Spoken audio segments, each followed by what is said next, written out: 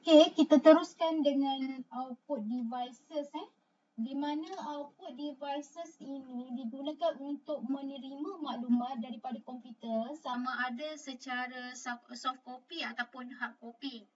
Okay, kiranya hasil dia lah. Contoh-contoh output device yang ada yang korang boleh tengok dekat gambar ni, contohnya speaker, monitor, headphone, printer, projector dan plotter lah. Plotter ni salah satu kategori printer punya jenis lah. Okay, ini adalah ikut kategori dia di mana kita mula dengan audio and video device, image capturing device, webcam lah ni.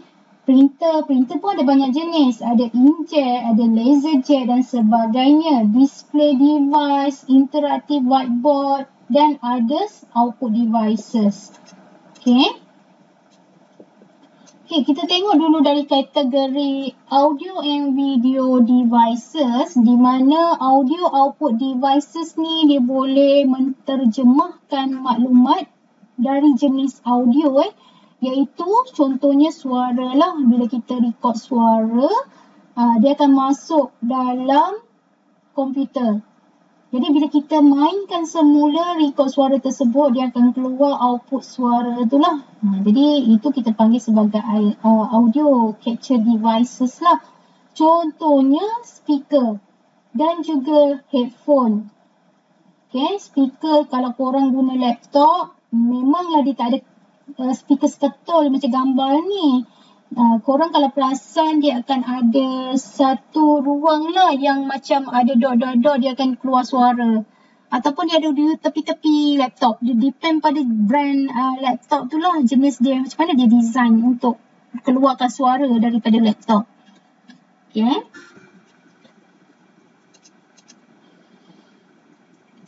Okey, manakala video device pula biasanya dia digunakan untuk kita masukkan rakaman gerakan penuh ke dalam kita punya komputer. Maksudnya kita boleh capture overall lah, muka ke, pergerakan kita ke untuk tujuan amali ataupun tujuan apa-apa hasil lah. Kalau yang audio tadi dia just record audio saja. Kalau video dia akan record semua video dan audio.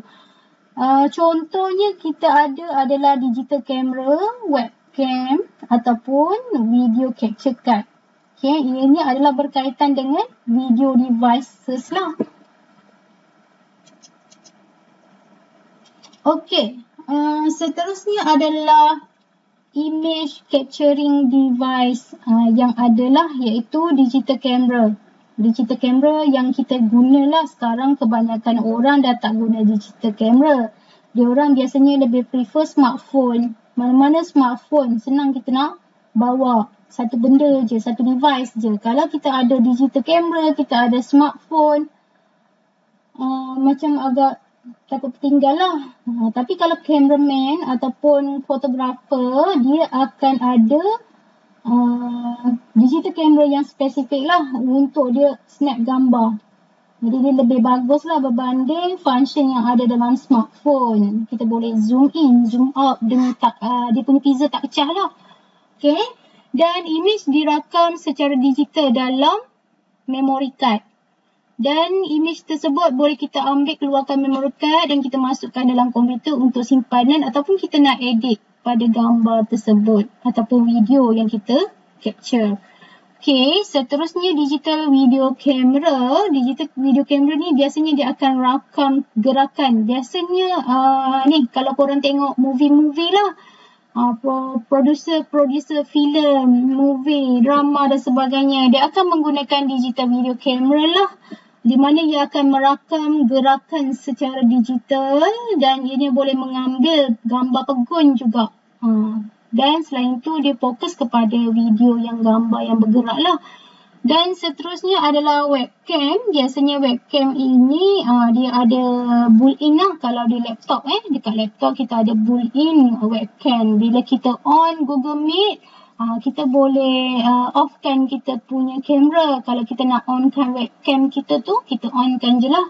Jadi dia auto detected lah. Kalau kita menggunakan desktop, kita kena beli berasingan webcam tersebut untuk capture video masa kita nak buat kelas secara online dan sebagainya.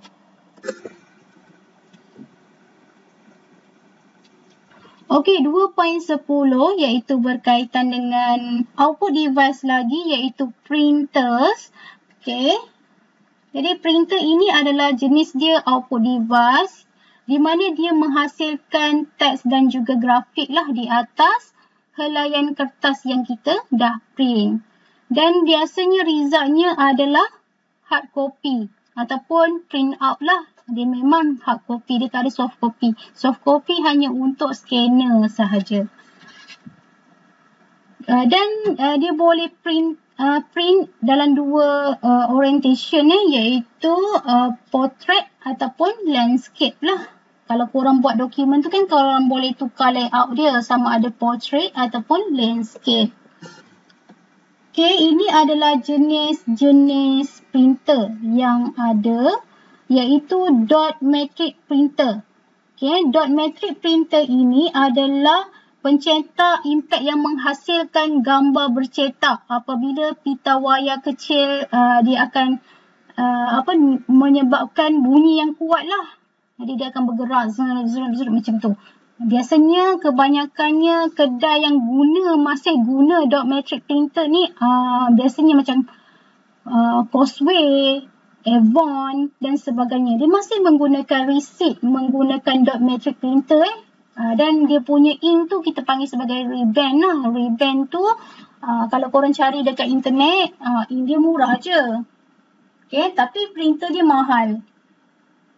Ataupun saya tertukar, saya pun tak ingat sama ada printer dia murah, ink dia mahal. Saya pernah ada printer ni tapi dah lama lah, lepas tu dah tak boleh guna. Tapi dia hitam putih je dia tak ada colour. Jadi kalau korang nak detect dot matrix printer ni, biasanya kalau kita sentuh dia punya permukaan hard copy yang kita dah print tu, dia akan ada macam something timbul lah pada tulisan tu. Tu adalah dot matrix lah. Dia macam ada jarum tu, macam kita sentuh tu dia rasa macam tulisan braille lah. Tulisan untuk orang yang buta Okay, kejap saya tunjuk satu video lah untuk dot matrix printer.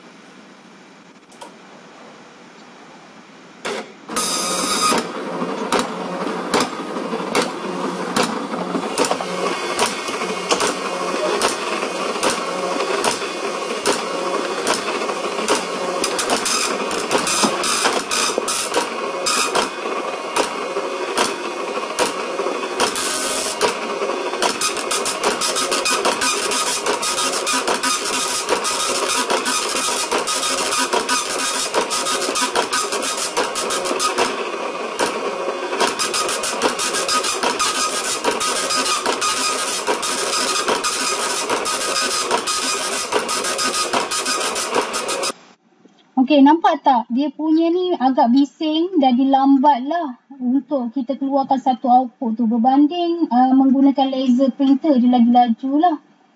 Okey.